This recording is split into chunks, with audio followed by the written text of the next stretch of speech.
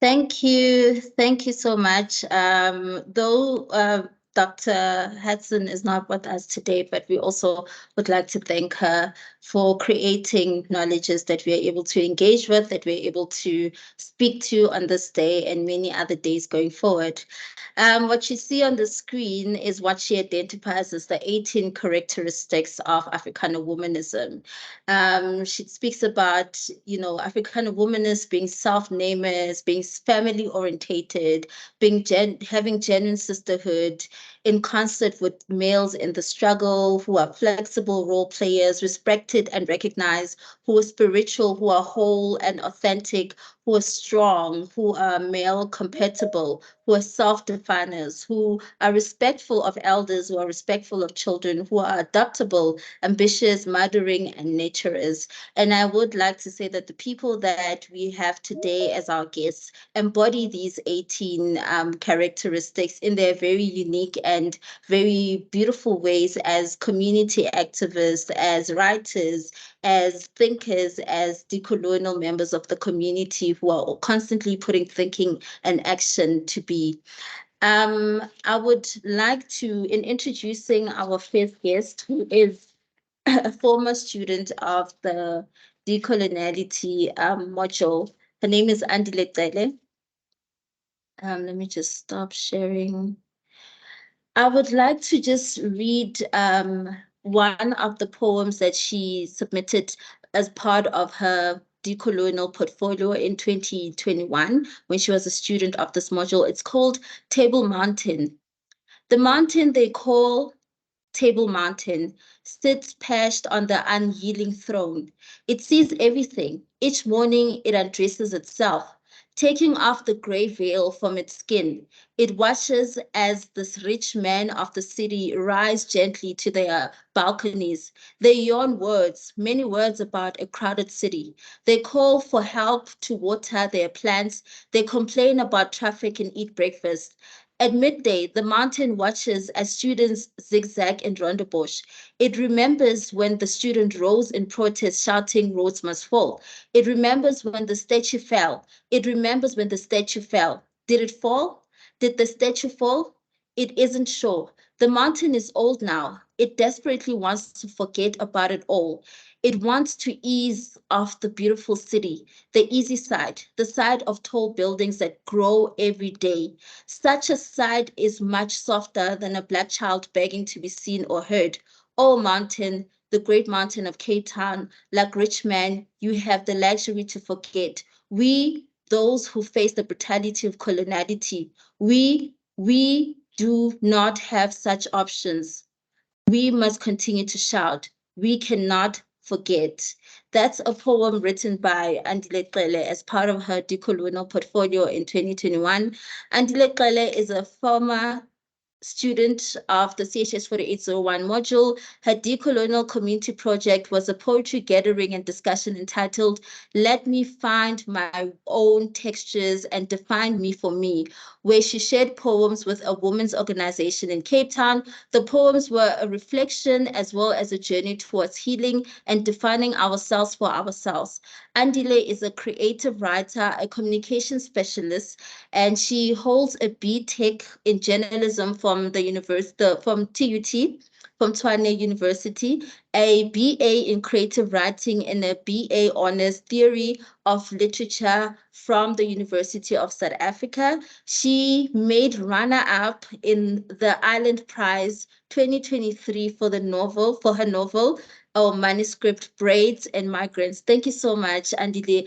Can we please just react, just show some love to Andile, give us some love for being here today and for making such beautiful strides since the CHS 4801 module. Thank you so much, Andile. We are so thrilled to have you in this platform, back to this platform as a guest of ours when you were also a student once upon a time, listening in and taking in and collaborating with us in knowledge production. So thank you for joining us today. I see we are receiving reactions and themes. Thank you, Mama Ya, for your illuminations and your applause, and yeah, just for being here with us. Thank you, Andile.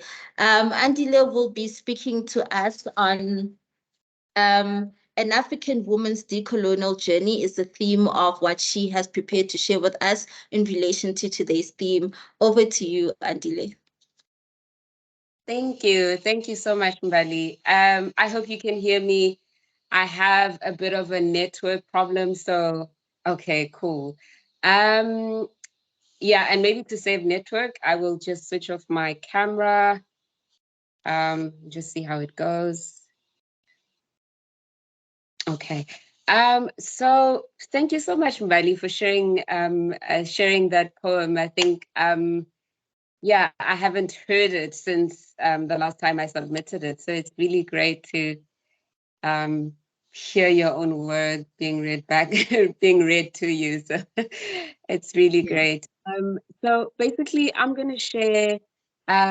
It's a reflection. It's a reflection on my decolonial journey as a woman growing up, born and raised in South Africa, mostly growing up in post apartheid South Africa, whatever post may mean. Um, so I'll just share a brief journey about myself, and also I'll share about how reading fiction helped me understand and or even unpack some of the experiences of just growing up as a Black woman in South Africa, or just in society, or just globally.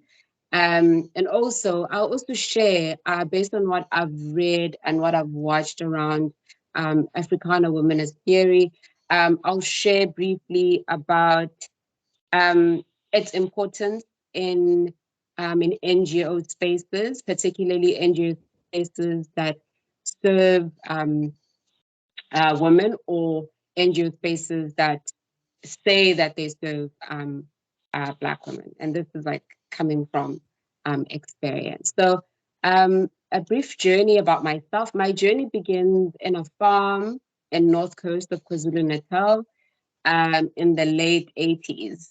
I am my parents' eldest child after they had lost their actual first child to kwashiorkor. And so poverty was something that I would wrestle with most of my life. But there were other things that bothered me too. Um, for example, our family was disconnected.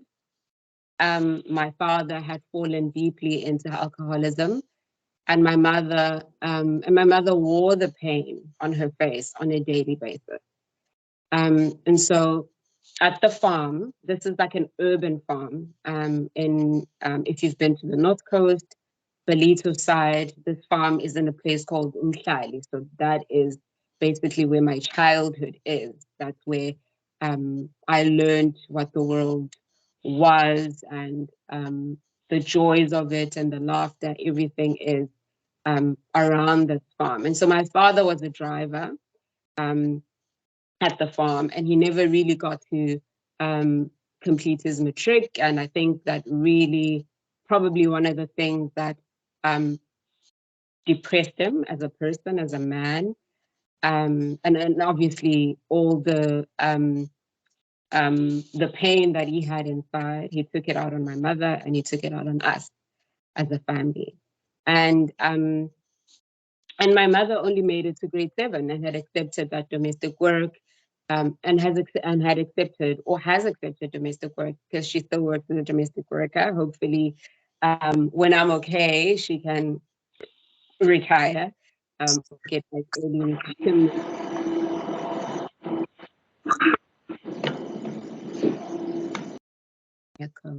Sorry.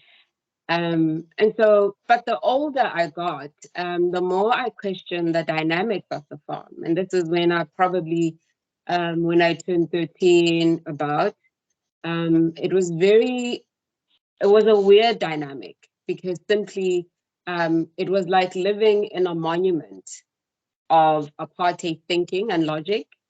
Black farm workers never had administrative jobs, even when they made it to matric.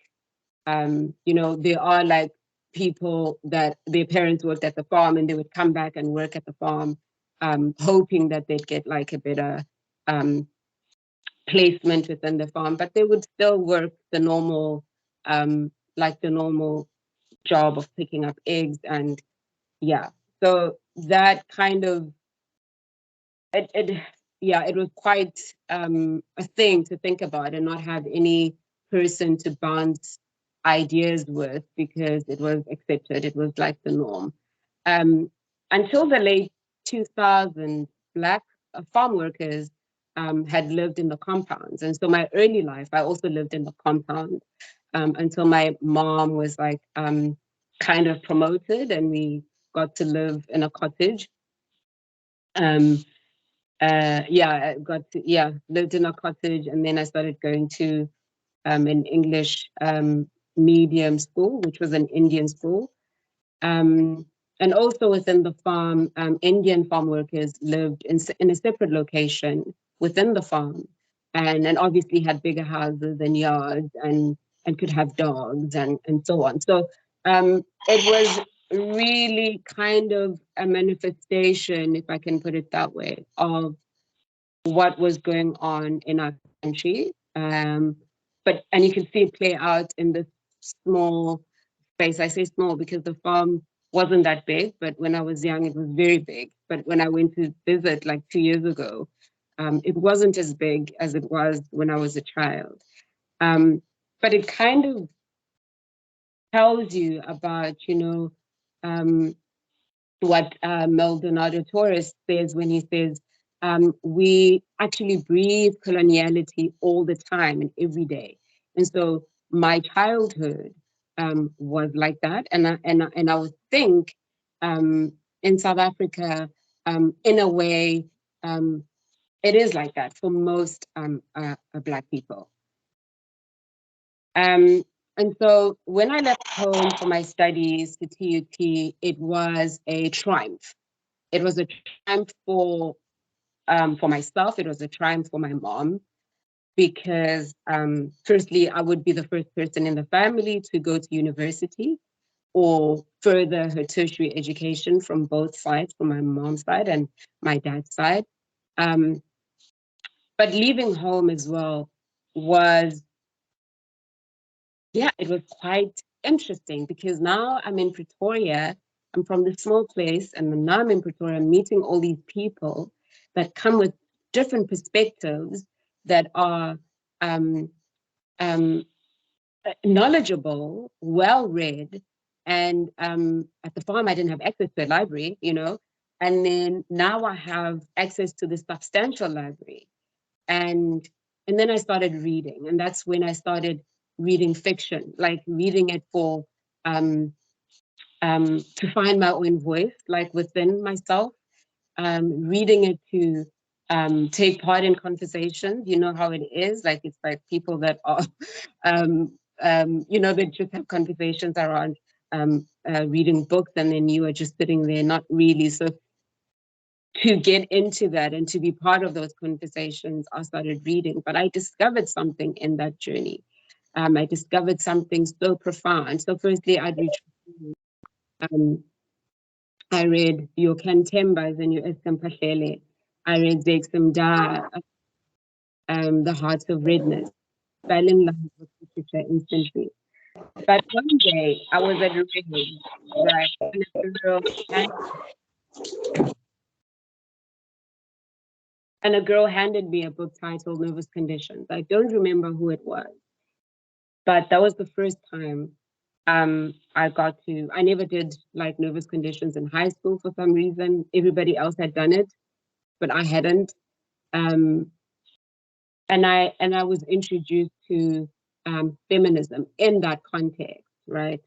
And I read more books, and then I found similar books, and then I found that the protagonists are always trying to rediscover who they are in this world, and they do it with their story is told with empathy, right? So you kind of see yourself in them.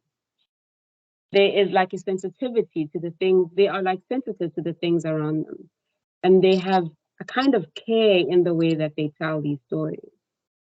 And for example, in a book like Purple Hibiscus, you can see that the writing is or Chimamanda in this case, is trying to dismantle coloniality. In Purple Hibiscus, the main character's father, Papa Eugene, is a colonized being who enacts violence on his family. So in the book, Papa Eugene dies, but his demise is metaphoric because it's actually the ridding of that which is harmful to the African body and the family that actually dies when he dies. So the writer there takes a stance and also shows us that as people, Black people, we can also inhabit or have kind of thinking that is harmful to us. And I will quote this quote that I found in one of the readings that Mbali shared with me. And it says, thus, it is possible for people who look African to perpetuate Eurocentric ideals that are inconsistent with the well-being of African people. Right. And then and now I will move to I hope I'm still in time. And then I will move on to Africana womanist theory and the NGO sector. So I worked in the NGO sector space and I worked in a feminist organization. They were intersectional feminists, and that is one of their objectives, right? And joining it, I was very excited. You know, I am hoping for care. I'm hoping for what the Africana Womanist Circle is defining here. I'm hoping for whole. I'm hoping for authenticity. I'm hoping for like respect, right? But then when I got in there was no empathy, first and foremost. There was oh my gosh. Yeah. There was no authenticity in terms of what is on paper and what they are in practice. There was no coloration in terms of who they say they are on television and what they were doing on the ground. And now in my journey now, the question is, it is true, right? It is true that feminism, in a sense, in its original form, does not work, right? For in our context, there's no way that you can say and you are an intersectional feminist and say that you are awake to the context of Black women's experiences, but in this NGO's case, they would say that, but still pay Black women less than people that were higher up. They would still not give Black women privileges that they gave to people that were higher up. And the people that were higher up were either like, I mean, you get the gist of it. I don't want to get in too much into it, but it's that chasm. It's that it's not holistic. It's not authentic. It doesn't have empathy. So that's where I am in my journey. I am in this space where I am questioning and I want to come back to myself, and I would like to see a world, and I would like to see Black women think very deeply about when we say intersectional feminists in the context of our struggle and our history, what exactly do we mean, you know? And with that said, I also want to say that we are in it together, first and foremost. But we have to define ourselves for ourselves. And and looking at our context, our situations, and our African experiences. Because if we don't, we really risk harming the very people. This is in context to the NGO sector. We risk harming the very people that we claim to be serving. And this probably can be said of the education system as well. Yeah, that is my reflection. So thank you so much, Mbali, for the opportunity. And my book is going to come out sometime next year. It's called Brazen Migraines. It investigates and looks at the basic education system in disadvantaged communities. And yeah, thank you so much. Thank you so much, Andile, for sharing that reflection and sharing and reeling us into your decolonial journey as a young woman, highlighting how systematic structures, colonial systematic structures, have kind of created these disruptions and brokenness within our communities, and how as a people we are responding to that, which then creates a legacy of a struggle that, you know, transmits from one generation to another, because colonialism happened, because coloniality is still happening. Thank you for also railing us into your struggles as a student at the university, and how you confronted with alienation, and how that meeting or being exposed to literature that is Afrocentric, literature that is decolonial, literature that is for us, kind of like brought you back home, or brought you back to yourself, and, you know, finding settlement within self, and finding ways of navigating and owning one's power, or recognizing one's power. We are very much honored to have had you, or to have you here and share your journey with us, and how far you've went, where you are now within, you know, the NGO sector, and how that is also a very, you know, very challenging exchange with power dynamics, with coloniality, as a young woman who comes from very, you know, humble beginnings, so to say. So yes, thank you so much, Andile. We are looking forward to the book. I'm going to update everyone about the book. I hope we will all run to those bookstores to get the books, and, you know, read, and also just share our thoughts and reflections with Andile, because she's part of us. She's part of this travelers group. And, you know, as everyone has started with us, they will forever be with us in this module. So thank you, Andile.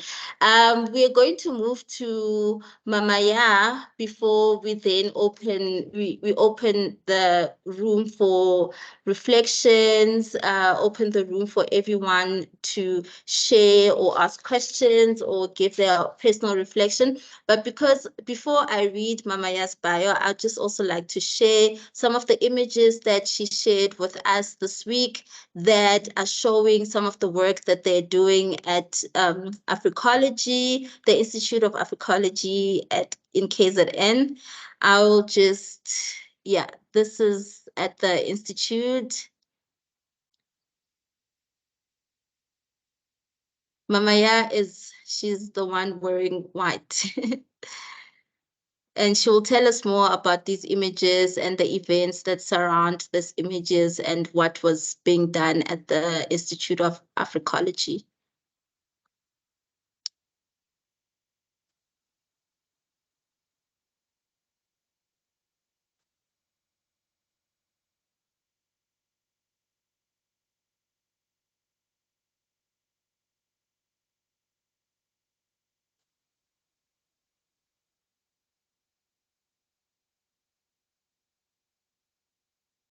Yes, those are some of the work that Mama Yaa is doing, and she'll tell us more about them on yes, what was happening, and what were the events surrounding that. I'd also like to share that earlier on when I spoke to her, she said, you know, they're running their Saturday program, which is a program where the kids of Nkwali village come into the institution and they get engaged in Africology that's tailored for children, which is such an amazing space to be in. I also had the opportunity to visit the Institute of Africology in 2021, and I I was just blown away. I even shed a tear and I was like, this is such an amazing space. It's one of those decolonial dreams that we see coming to life. We see the practicality of decoloniality, as we know that decoloniality is not just about talking and theorizing, but it's also about action. So we see at the Institute of Africology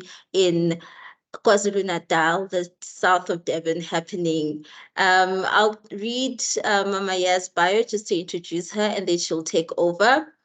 Dr. Yaa-Ashantewaa K. Archer-Ngidi is the founder and director of the Institute of Africology, an educational non-governmental institute committed to reconstruction and practical implementation of African Renaissance initiatives based in Nkwali Village in the south of Devon. She received an honorary doctorate from the University of Zululand in 2017. She studied at the University of West Indies in Kingston, Marcus Garvey University in Uganda, and Shibuya Language Institute in Japan. Her key areas of specialization include African philosophy, African-centered knowledge systems, community stakeholder management, transformation speaking, African-centered curriculum, and African-based business innovations. Today, she'll be speaking to us in relation to today's theme on woman centricism, the African woman approach to leadership. Thank you, Mama Ya. Thank you so much for being with us today and for being willing to share your work and your thinking around African womanism theory. Thank you. Over to you, Mama Ya. We give thanks, we give thanks, we give thanks. Giving all honor and praises for those who have been here before us. Giving all honor and praises for those who are here with us. Giving all honor and praises for those who will come from us. We are an African people. We will remember the humanity, glory, and suffering of our ancestors, and we will honor the struggle of our elders. We will strive to bring new values and new life to our people. We will have peace and harmony amongst us. We'll be loving, sharing, and creative. We will study, work, so we may learn. We will listen and remember, so we may teach. We will cultivate self-reliance and self-determination. We will struggle to resurrect and unify our continent at home and abroad, Mama Africa. We will raise and protect the children of our nations. We will have discipline. We will have patience. We will have devotion. We will have respect. We will have courage. And we will live as a modest people. We will defend our homes and communities and provide new direction for our people. We will be free and self-determining. We are an African people and we shall win. We are an African people and we will win. We are an African people and we must win. Ashe, ashe, ashe. Ashe. Well, we give thanks for finally making it to this space. Yes. And finally, just having one of our own actually calling us to this space. It is truly a humbling honor, my dear Mbali, to bring me here. I really am honored. First of all, when we talk about Africology, just so that we understand the principle by which I will be speaking, it's based on the inclusive understanding of the past, present, and future paradigm, which is also called the Sankofa principle. And so in order for us to go forward, we must know where we have been. I want to also, just to put in perspective, just from an excerpt from my dear warrior brother, Dr. Baba Buntu, when he speaks of Africology representing a platform that is both broad enough to provide space for a diverse and focused people to be a vehicle for practical change. And so the concept of Africology as multidisciplinary research, discourse, and applied knowledge becomes an academic field and praxis which fuses the gathering of data with the application of knowledge in a complementary process. I could not do this without outlining my spiritual teacher, my healer, may his soul rest in power, Ntate Kalushi Koka, when he states, Africology envisions a dedicated African scholarship based on Afrocentric studies in socioeconomic, philosophy, religion and spirituality, governance, technology and science, dedicated to the development and advancement of Africa and her people and the competency of representing and presenting Africa for ourselves in forums all over in other nations. I thought it was important to kind of bring you to the context by which I proudly say I am an Africologist without apology. The eyes of the world are on women. The eyes of the woman are on herself. She is the central focus and pivot joint of any nation. She is a mirror of human quality and dignity. She is a citadel of our national humanness, which is the existence of our human existence. Today in this conversation, I really seek to reinforce the fact that in the ancient African school of thought, which teaches and believes that a woman represents a symbol of the gate to heaven, and Usasi, daughter of the greater God, and stands as Oset, the original goddess of fertility. Womacentrism focuses on the roles that African women are playing in their communities, countries, and the world as a reflection of our humanhood, not because we are in competition with our brothers and other men or motivated by desire to our equality with men, but because we are the original first woman and have manifested the quality of our humanness, which is an inherent element in African women, but also in us as human beings. So what is Womacentrism? In this millennium, in this time that we are now faced with, in the African Renaissance of new thoughts, the entry of Womacentrism is, in my words, the definition of which a woman's personhood, power, creativity, and progress are founded.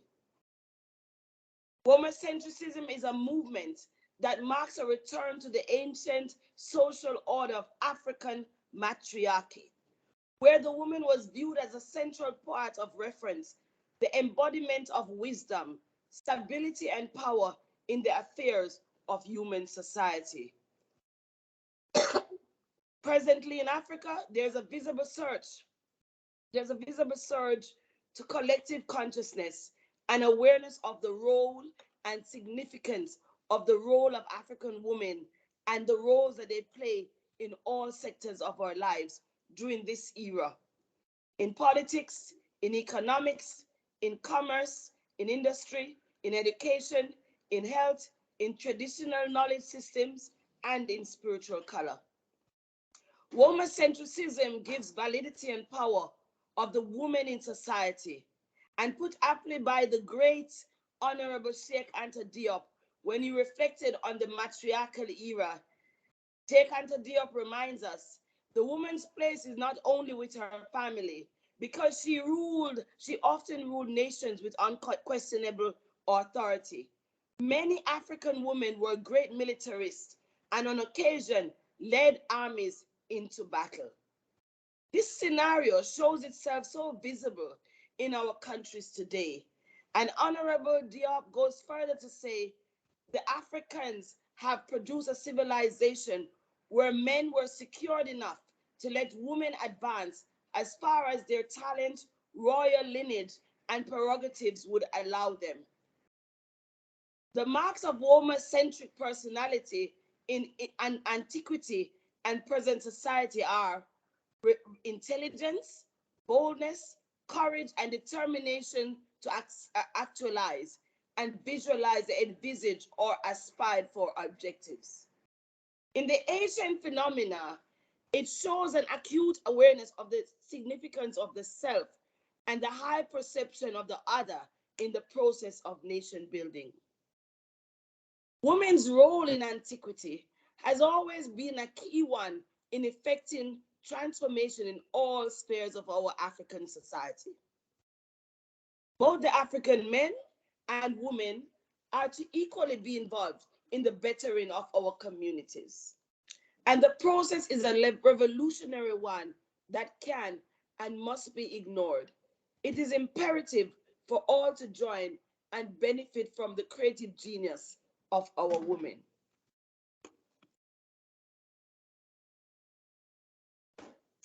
And so for many years, thousands of years, the African woman has been worshipped, revered, and idolized by individuals, families, and nations, not only in Africa, but around the world.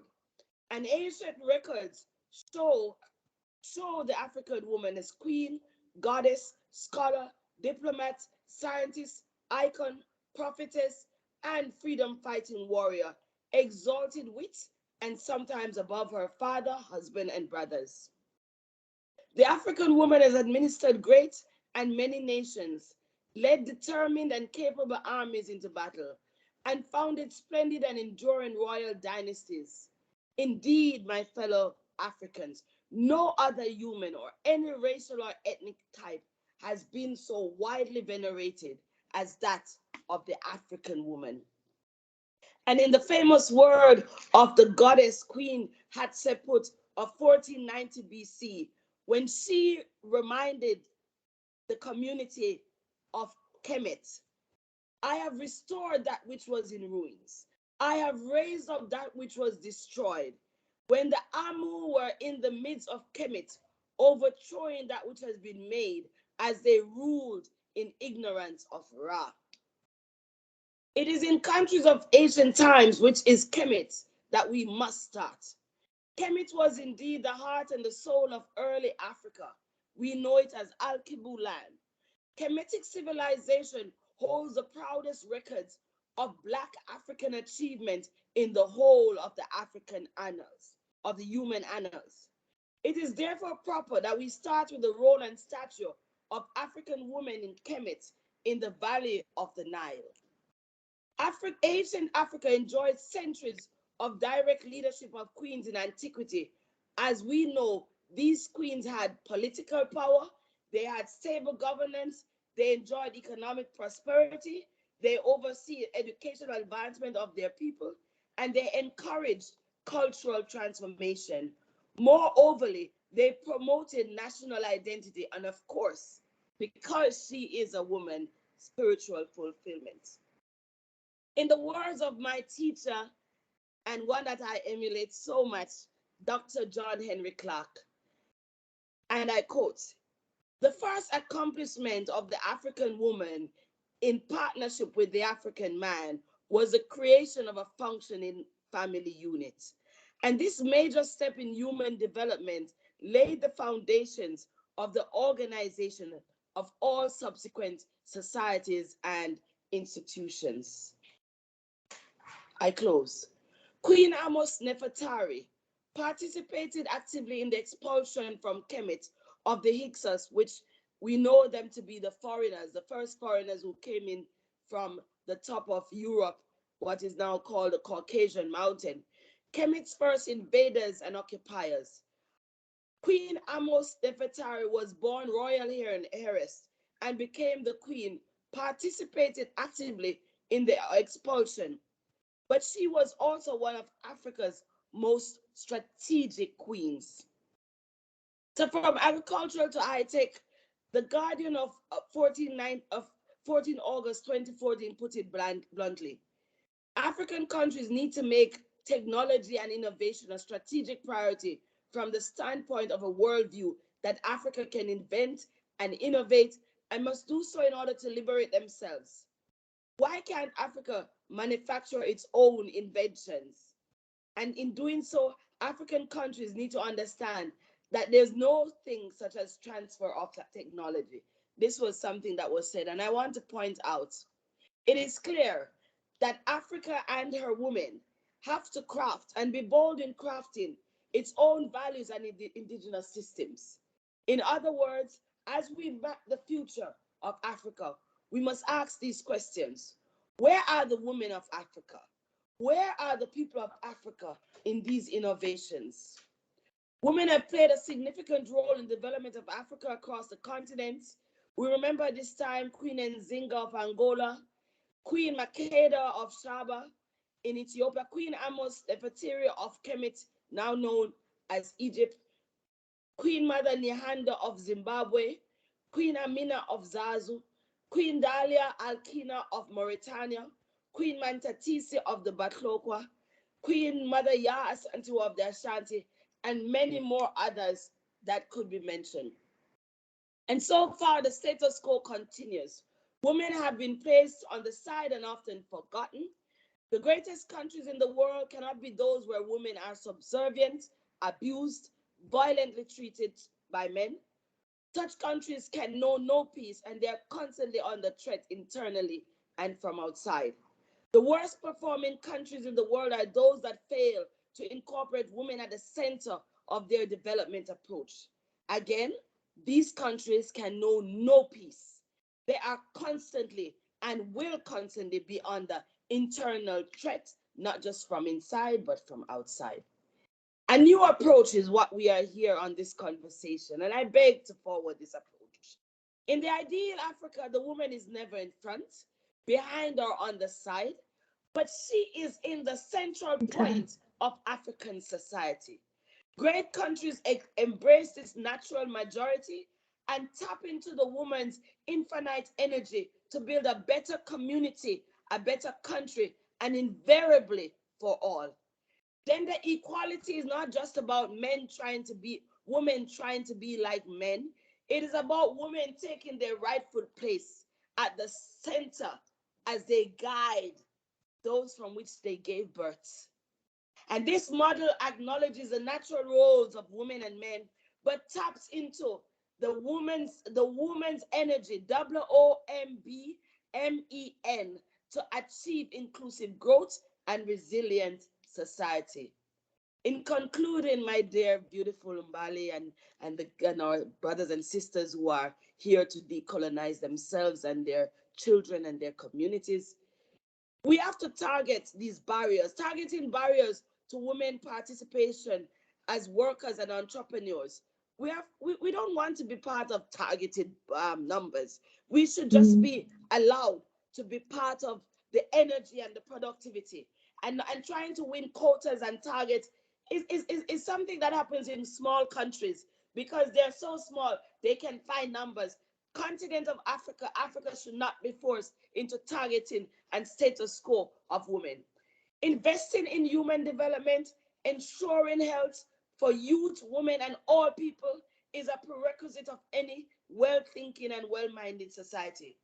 Promoting indigenous knowledge, research, and development on how women ruled, on how women healed, on how women gave birth, on how women gave decisions, how women solved conflict is important. Promoting a green economy where women we know were once serious agrarians and are custodians of the basket that was left in the hands of Okoko Betu must be brought back. Promoting African science and technology is something that women should be allowed to go to their fullest.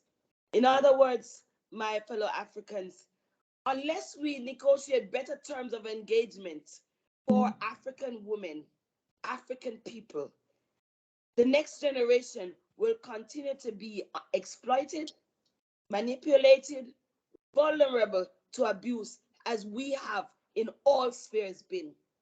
And a more serious support must enable women to scale up and become captains of communities, of industries, and of course, transformation. So what is this Africa that we are envisioning? We are envisioning an Africa where we go back to our senses and we do not see matriarchal values and principles as a threat, but as a welcoming part. It's a very funny thing that we trusted our mothers to carry us for 9 months, knowing that we will alight all with our 10 fingers and toes. And when we grow up now, we say, no, no, no, no, no. We can't trust these people. We can't give them the chance. And I'm saying that fear is a bad habit that was taught to us by patriarch and religious behavior. where women were feared. That is why today we are called the Holy Ghost. Many people don't know this. They couldn't even give us the name on the title, Father, Son, and Mother. Instead, they said the Holy Ghost, which tells us that we are still the holy ones in the Trinity. Do not fear women. Do not fear or rise, because African women will always want to rise with her men, with her children, with her family, with her community. Ashe, ashe, ashe. Siyabonga kakhulu. Thank you for giving Africology the chance to be part of such a robust group of people. Ashe, siyabonga. Ashe, siyabonga kakhulu, Mama Yaa. Thank you so much. Can we just give Mama Yaa a round of applause? You can unmute yourself, you can show your video, you can react. Just do something, say something, show something. Let's create this moment as a moment of celebratory for the wisdom that you've shared, for the light that you've shared, for the fire that you've brought into the room, and for the reminders of the importance of Sankofa as the principle that grounds us as a people, the principle that continues to remind us that, you know what,